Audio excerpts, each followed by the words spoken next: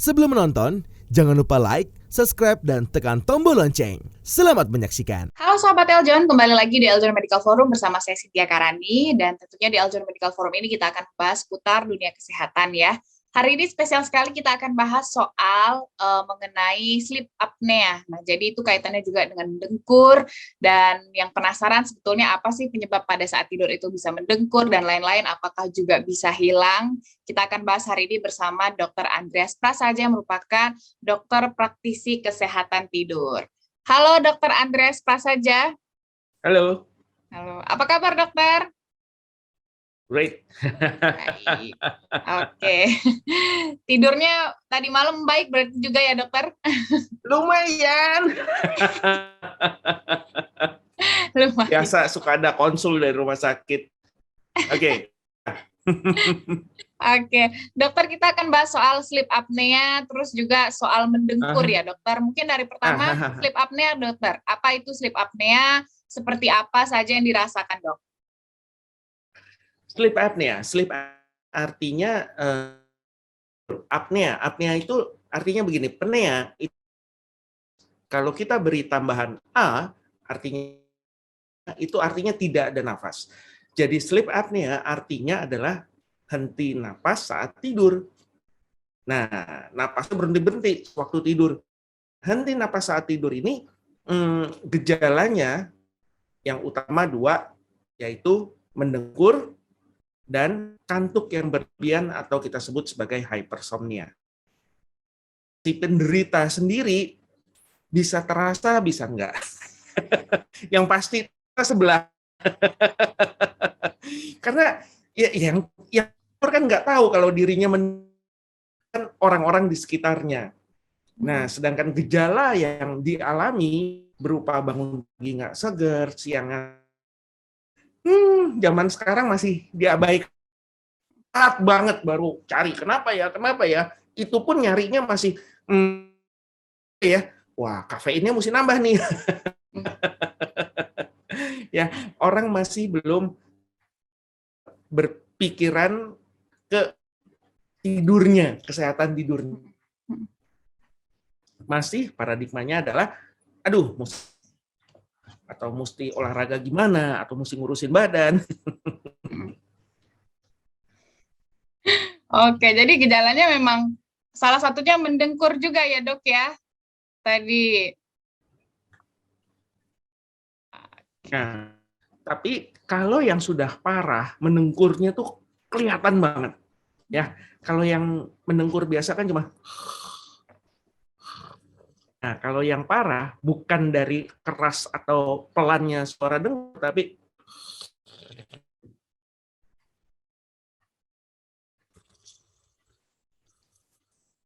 tidur lagi. Nah, jadi saluran nafas ini mampet gitu. Mampet sehingga kan kayak orang kecik ya. Nah, tidak bisa nafas. Karena sesak, respon tubuh akan bangun.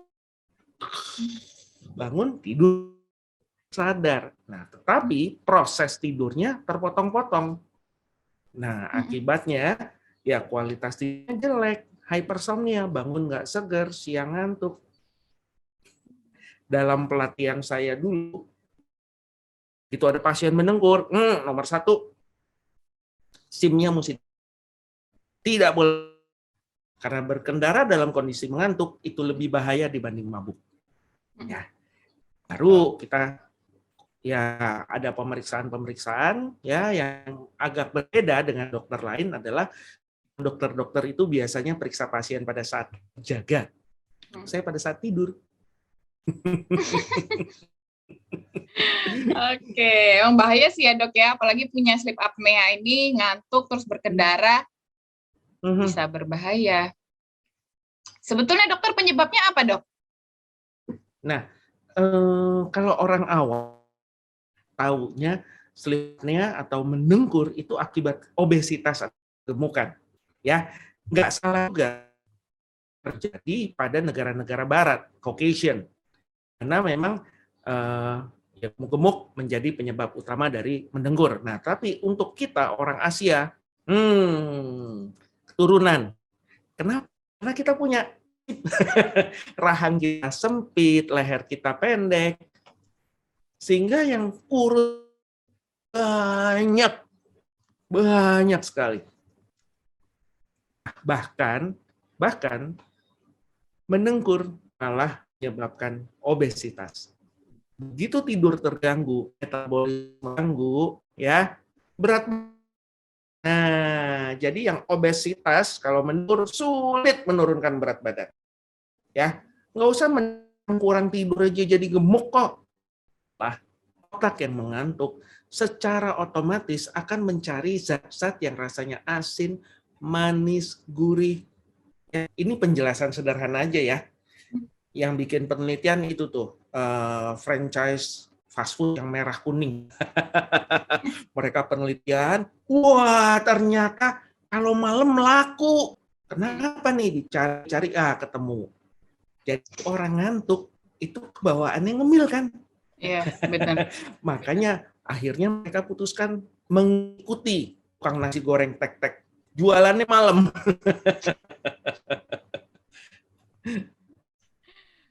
Oke. Jadi emang, tapi dokter bukannya katanya mendengkur itu karena obesitas. Ternyata mendengkur juga bisa bikin naik berat badan ya, Dok? Itu dia. Makanya kalau ada pasien yang, aduh saya ngorok, ya kalau memang ngoroknya masih ringan-ringan aja, mau menurunkan berat badan ya silahkan aja. Tapi kalau saya lihat, wah ini kelihatannya sudah berat dan nggak bisa diatasi sendiri, selamat deh. Kan perlu effort untuk menurunkan berat badan. Gitu. Kalau mendengkur, ya. Jadi gini, dulu itu tahun berapa sempat ada reality show judulnya The Biggest Loser. Orang-orang gemuk masukkan dalam satu camp, ya ada olahraga apa segala macam. Nah, kalau yang versi Amerika ini menarik. Sebelum masuk camp, mereka semua diperiksa dulu tidurnya di laboratorium tidur. Ya kan, diperiksa, wah ternyata pada sleep apnea, ya tidurnya pakai CPAP namanya, alat bantunya. Sehingga mereka bisa menurunkan berat badan dengan baik. Sebelumnya, sebelum Pak diin alat itu, wah treadmill, kelelahan, sebentar udah capek, nafasnya udah nggak kuat. Duduk, tidur. Seperti itu, ya. Perlu diingat. Kalau orang banyak berpikir masalah jantung, hipertensi, gangguan metabolisme seperti diabetes itu disebabkan oleh kurang olahraga atau diet yang nggak tepat, pikir lagi. Penelitian pada pensiunan atlet NFL American Football, 90%-nya jantungnya bermasalah. Nah, orang berpikir dulu, wah ini gara-gara gemuk. Nanti dulu, ini ternyata, ya mereka mendengkur semua.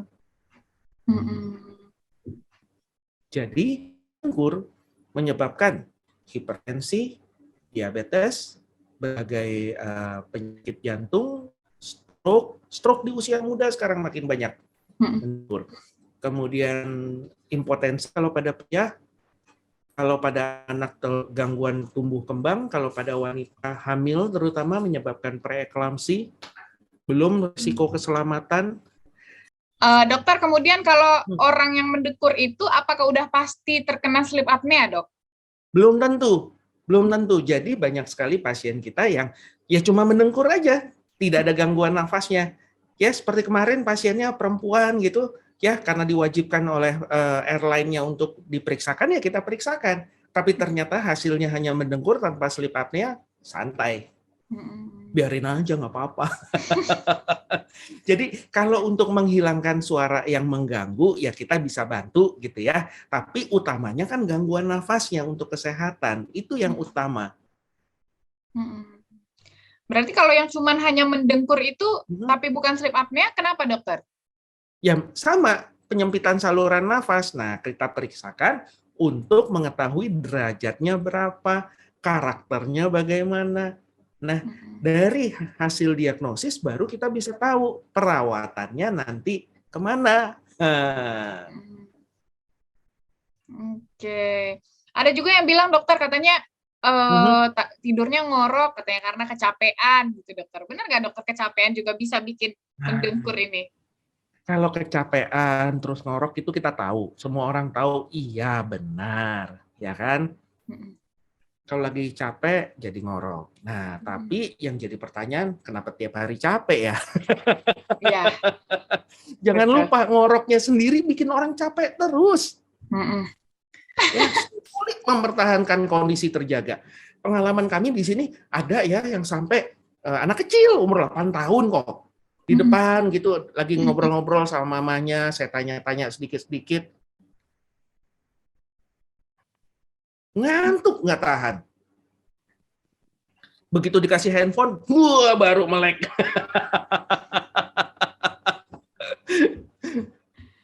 Oke, jadi bisa jadi apa namanya kecapeannya karena dia mendengkur juga ya dokter ya? Nah, sama seperti gini. Dahulu populer sekali kan penelitian menyatakan bahwa kafein itu batasnya 6 cangkir sehari. Lebih dari 6 cangkir ini beresiko untuk penyakit jantung dan pembuluh darah. Ya kan? Kalau dari kami kita harus ulang penelitian ini, kenapa? Ya, yang beresiko untuk penyakit jantung kafeinnya atau ngantuknya. Ya kenapa juga bisa 6 cangkir sehari? Ya kan? Masa iya doyan? Iya. Tapi ternyata masih ngantuk-ngantuk juga dok, jangan. Nah, yang jadi ciri khas memang kantuk berlebihan. Jadi kalau di kantor gitu paling gampang. Teman kita di kantor yang paling akrab sama OB itu biasanya ngantukan. Bolak-balik benda kopi. Tapi nggak membantu. Ngantuk mah ngantuk aja. Otaknya lelah tetap lelah. Yang memalukan itu kan kalau di tengah rapat, tengah meeting, ketemu klien gitu. Menahan kelihatan gitu, effort untuk menahan ngantuk itu buruk sekali. Nah, tapi gini, ngantuk itu kita juga nggak lihat ketidurannya saja. Nah, efek ngantuk itu juga yang harus kita perhatikan adalah pada performa otak. Ya, kemampuan konsentrasi, kreativitas, daya ingat, stabilitas emosi, ini semua terganggu kalau kita ngantukan. Ya nggak sih, kalau kita habis begadang bangun pagi rasanya gimana? Iya. Moodnya nggak enak, serba salah, kerjaan kayaknya nggak kelar-kelar karena salah melulu. Ya, jadi tidur yang sehat itu sangat penting untuk produktivitas. Jangan dianggap orang ngantuk malas. Nah, ntar dulu ada gangguannya nggak? Nah. Oke. Jadi nggak cuma sekedar tidur ya dokter ya, jadi banyak gangguan-gangguan ternyata. Banyak.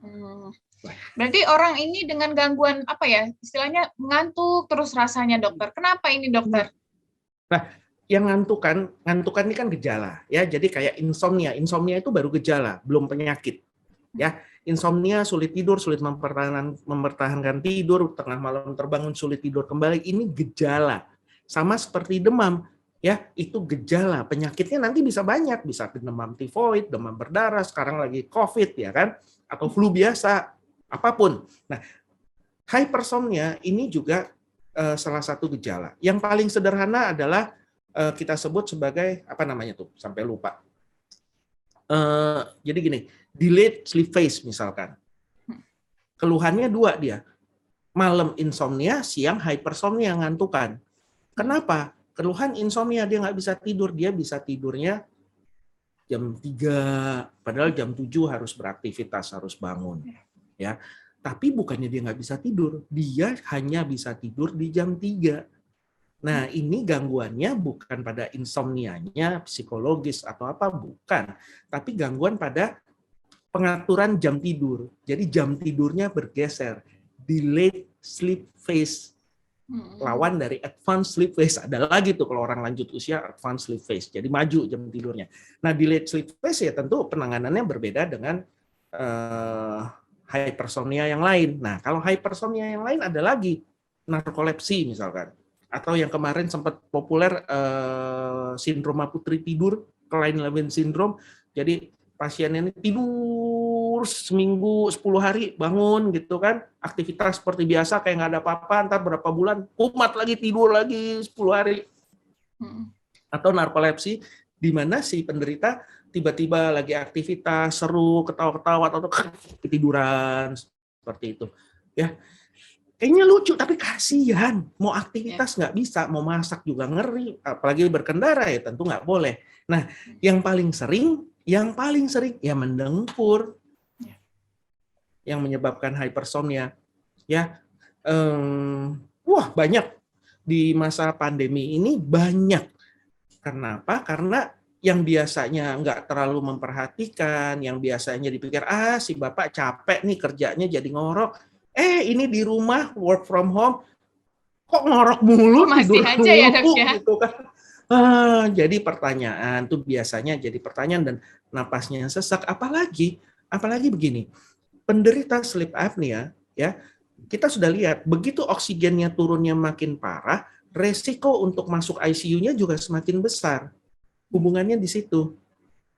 Ya, karena oksigennya turun, kemudian badannya nggak istirahat ya, sehingga sel-sel radang tinggi. Nah, sel-sel radang ini kan pengantar menjadi cytokine storm, badai sitokin.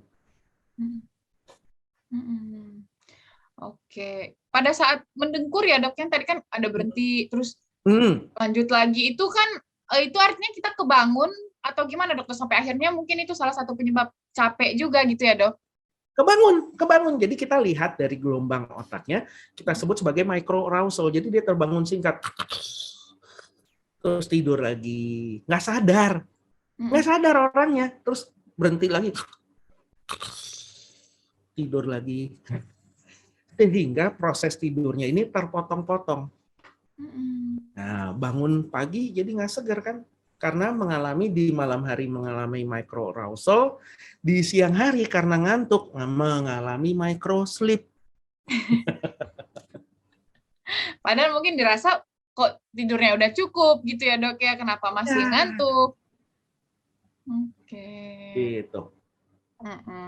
Tapi kalau orang obesitas, Dokter, kenapa banyak yang bilang mendengkur ya? Iya, karena saya obesitas gitu, Dokter, sampai akhirnya mendengkur. Kenapa, Dokter, orang obesitas lebih banyak?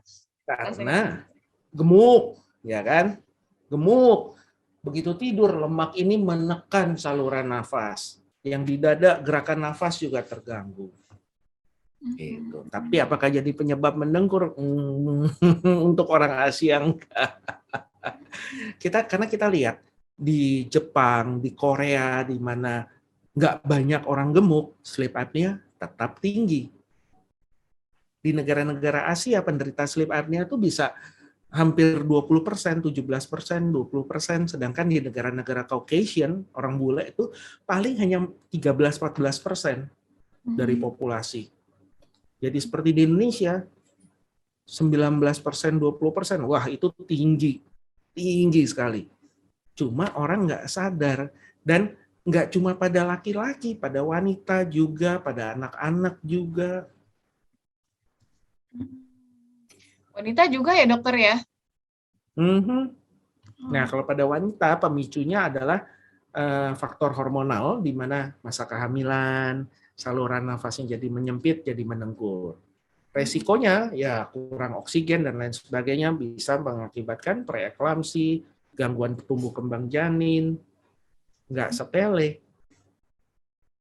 Oke, baik.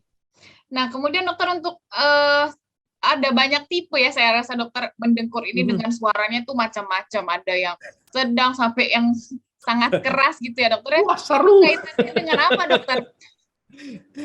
Ya, kalau suara sih macam-macam, ada yang kayak cus. Ya kalau lihat di sleep lab tuh lucu-lucu memang ya, tapi kalau di kita nggak lihat itunya, kita lihat henti napasnya. Ya, kita rekam fungsi-fungsi tubuhnya, jadi kerja jantungnya, aliran udaranya, oksigennya. Nah, itu kita lihat dulu. Yang itu kita fokusnya di sana. Sehingga kita tahu nanti perawatannya kemana. Karena tadi kan berarti, Dokter, penyebab mendengkur itu kan penyempitan saluran nafas ya, Dok? Artinya, itu apakah bisa merupakan genetik, Dokter?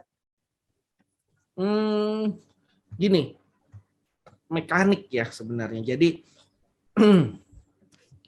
kebetulan ada modelnya. Jadi, ini orang berbaring nih, ya, naikin dulu. Kelihatan nggak? Ini orang berbaring, ya. Ini kan hidung, ini mulut, ini lidah nih yang putih, sama ini nih lidah, ya. Begitu tidur, rileks kan. Nah, turun dulu nih.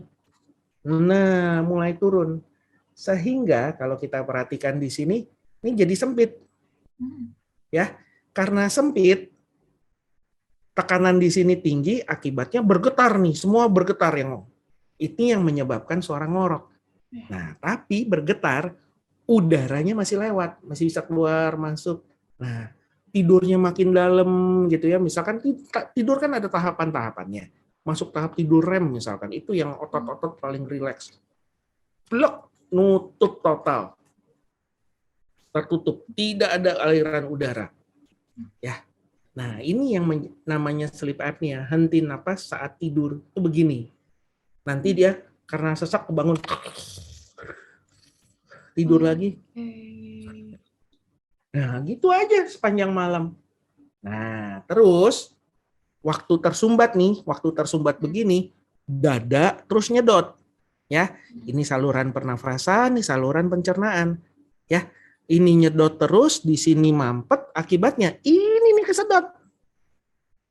Itu sebabnya ada penderita sleep apnea yang keluhannya apa? GERD, gastroesophageal reflux disease. Jadi naik lagi, apalagi habis makan kenyang tidur gitu kan. Satu. Kedua, ini mompa, di sini mampet, akibatnya tekanan dalam dada tinggi. Dan tekanan yang tinggi di dalam dada akan menghimpit apa? Jantung. Jadi jantungnya nih kecepit gitu ya, dia mesti ngembang, mompa dengan suasana tekanan yang tinggi, dia kecepit. Nah, dia kerja keras. Salah satu gejalanya adalah kalau jantung kerja keras saat tidur, jantung akan mengeluarkan zat-zat yang sifatnya merangsang kencing. Sehingga si penderita bangun 2 kali, 3 kali untuk ke belakang. Gitu ya, tentu kita harus bedakan dengan diabetes, masalah prostat. Gitu. Ada hubungannya nggak dokter saluran penyempitan saluran pernapasan tadi dokter dengan misalnya bentuk kelainan tulang hidung, kelainan bentuk wajah dan lain-lain dok? Tentu. Ada hubungannya semua dengan di sini ini akan pada hidung ya, ada hambatan, ini pengaruh, pangkal lidah besar, pengaruh, langit-langit mulut yang pendek atau memanjang, pengaruh, dinding belakang faring yang sempit, pengaruh banyak, kompleks, amandel besar, kompleks, banyak, onderdilnya banyak di situ. Banyak onderdilnya ya dokter ya, jadi penyebab. Oke. Tapi kalau misalnya dia karena sudah kelainan, dokter, apa namanya, kalau yang bukan kelainan, terus dia ngerasainnya pas dewasa gitu, dokter baru mendegur, itu karena pola hidup atau karena apa dokter? Karena kan tadi alasannya bukan kelainan gitu. Karena nasib. Jadi gini, dari kecil sudah sempit, ya, tapi lagi semasa kecil, semasa muda, salurannya masih paten, masih kuat. Nah, tambah usia, tambah lembek. Ya, tambah floppy. Jadi nutup. Itu. Ditambah lagi yang memperburuk apa? Misal rokok. Rokok, vape, itu kan panas tuh. Semua yang panas ya meradang lah. Tambah sempit. Kemudian apalagi? Ngoroknya sendiri, mulai ngorok itu yang semua yang bergetar, meradang, jadi bengkak. Jadi kita taunya juga kebetulan. Jadi gini, waktu itu ada penelitian di Australia, ya, kita mau tahu dari mulai mendengkur sampai darah tinggi berapa lama. Prosesnya gimana? Caranya anjing ada 6 dibikin ngorok. Ya, ada syaraf yang kita ganggu dibikin ngorok nih anjing. Terus kita amati semua ya, tekanan darahnya apa segala. Dalam waktu sebulan secara kebetulan kita temukan, loh kok amandelnya jadi bengkak semua. Ternyata mendengkur sendiri menyebabkan amandel jadi bengkak. Bergetar, meradang. Gitu. Oke. Berarti memang apa ya dokter, maksudnya dari kecil itu bisa jadi dia udah punya bakat mendengkur tadi, cuma baru terjadi pas dewasa gitu ya dok? Pada pas dewasa atau pas lanjut usia, kalau pada wanita pas hamil atau menopause ya tergantung, Mm-mm. bisa muncul kapan aja. Jarang yang muncul saat remaja, tapi ada. Kalau yang dikatakan parah itu gimana dokter? Yang parah itu kita lihat dari henti napasnya, ya. Jadi gini, kategorinya kita hitung dari apnea hypopnea index namanya. Jadi indeks gangguan nafas. Nah, di mana 0 sampai 5 kali per jam itu normal. Ya, kan ada lagi tidur suka ngulet apa gitu ya. Jadi di bawah 5 kali per jam itu kita masih hitung normal. 5 sampai 15 itu ringan, 15 sampai 30 sedang. Lebih dari 30 tuh berat. Kalau yang udah ke sini biasanya bisa di atas 30.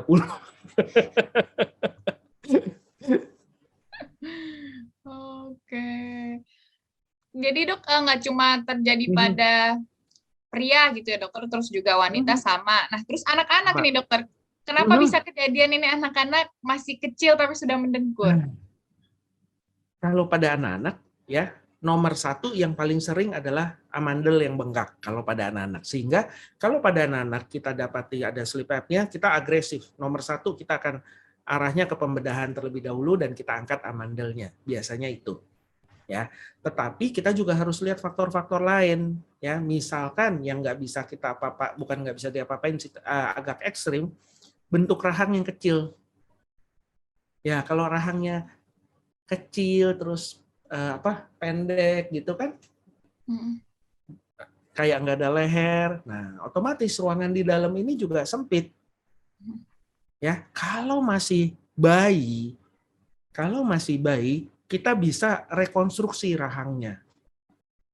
Kalau memang ada sleep apnea. Ya, serem. Oke, serem ya dok, ya kecil-kecil harus direkonstruksi dong. Ya kalau udah dewasa rekonstruksi nggak sulit karena kalau pada masih bayi pertumbuhan tulang, penyembuhan tulang tuh masih sangat baik. Sehingga kita segera justru supaya kita atasi sleep apnea-nya. Nah, sekarang gini, kalau pada anak-anak ya, sleep apnea itu penting sekali. Ya. Kita tidak khawatir ke penyakit-penyakit yang serem-serem pada orang dewasa. Tapi kalau pada anak-anak penting sekali untuk tumbuh kembang. Ya, growth hormone itu dikeluarkan pada tahap tidur dalam. Ya, tahap tidur mimpi itu untuk perkembangan otaknya, kreativitasnya, kecerdasannya. Kalau dia ada sleep apnea terganggu, ada banyak potensi yang harusnya muncul nggak jadi muncul. Ya, dan kalau potensi ini gagal muncul, kemudian sleep apnea-nya sudah diatasi, ya nggak muncul kembali, udah bye-bye. Itu sebabnya kita berpacu dengan waktu kalau pada anak-anak, justru segera. Nah, kalau misal sebagai orang tua, waduh saya ngorok nih, saya takut anak-anak saya ngorok juga bagaimana gitu kan. Nah begini, tips pencegahan kalau pada anak-anak, jaga nafas di hidung. Jangan biarkan dia nafas di mulut. Ya, kalau nafasnya di hidung gitu, bagus. Tapi kalau dia nafas di mulut, lagi main game, mulutnya sedikit buka, nah itu kan nafas di mulut ya. Lama-lama ini syaraf-syaraf di sini nih terganggu nih, sehingga pertumbuhannya akan terganggu, jadi kecil. Mid face-nya tuh jadi kecil. Nah, ini resiko untuk sleep apnea di usia dewasa. Jadi kalau anak balita, anak-anak ada alergi atau apa, cepat-cepat deh diatasi biar nafas hidungnya lancar. Dan kita latih, kita ingatkan. Lagi ngapain bengong, napas, mulut, rapat. Jangan mingkem, ayo mingkem. Seperti itu. Oke. Nah, untuk orang dewasa dokter, kapan harus ke dokter? Karena mungkin orang-orang ngerasa mendengkur biasalah gitu ya dok ya. Gimana dok? Satu, namanya diagnosis sikut. Kalau sering disikut sama pasangan, udah dah, mendingan datang periksa. Apalagi kalau udah diusir, udah kamu kamar lain aja. Nah, itu udah cilaka tuh. Berarti nomor berisik satu. banget ya, Dok. Ya, kedua, kalau memang fungsi-fungsi di siang hari sudah terganggu. Bangun pagi udah nggak segar, produktivitas performa kita udah terganggu. Ya, ini nomor 2. Nomor 3, kalau udah ada darah tinggi, udah ada riwayat pasang ring, riwayat stroke, nggak ada ampun, segera. Ini yang mesti segera. Oke deh. Baik, terima kasih Dokter Andreas. Penjelasannya menarik, asik juga, dan juga seru tadi soal mendengkur, kemudian sleep apnea. Jadi itu dia ya, sahabat Eljon, kita sudah tahu penyebabnya, apa itu sleep apnea, kemudian mendengkur juga, kaitannya dengan obesitas, dan juga ternyata bisa terjadi pada anak-anak. Tapi jangan kemana-mana, kami akan membahas mengenai sleep apnea dan juga mendengkur ini tetap di Eljon Medical Forum. Ade Tirek makan pepaya. Jangan lupa like ya.